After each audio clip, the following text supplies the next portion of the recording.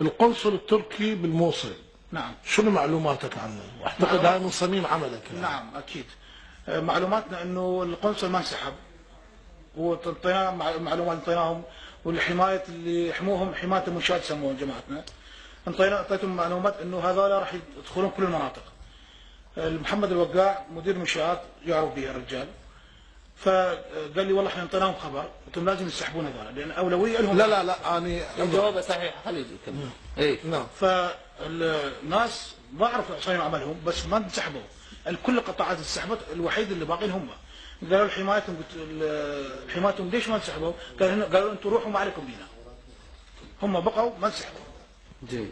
يعني سقوط الموصل القنصل بقى ما طلع القنصل نهائيا.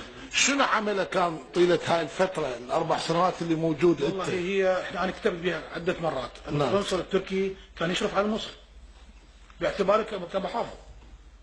باعتباره كمحافظ. محافظ يعني هو يسيطر على الموصل.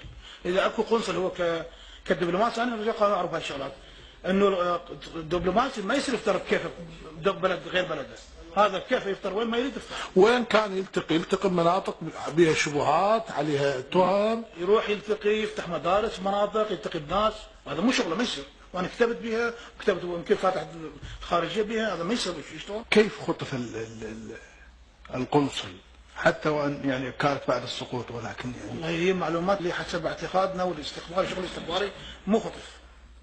مو خطف شنو؟ هو باقي ايش يبقى له؟ شنو يبقى؟ انا قنصل من غير دوله جايب دوله سقطت بيد ارهاب، شلون ابقى هناك؟ يعني قصدك تنسيق؟ حسب اعتقادنا. زين، انت قلت بانه القنصل كان ياخذ دور المحافظ. اي وانا يعني كتبت بها عدة مرات. صح. زين، شنو دور محافظ نينوى بهذا الامر اذا هو ياخذ دوره؟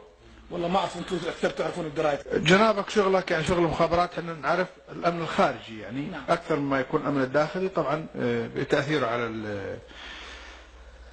من هي الدول اللي كانت تعمل وله نفوذ ودور مخابراتي داخل محافظة نينوى؟ تركيا اكثر شيء. اكثر شيء تركيا. اكثر شيء. زين، جنابك قلت الدور التركي كان يعني كبير جدا في نينوى. نعم.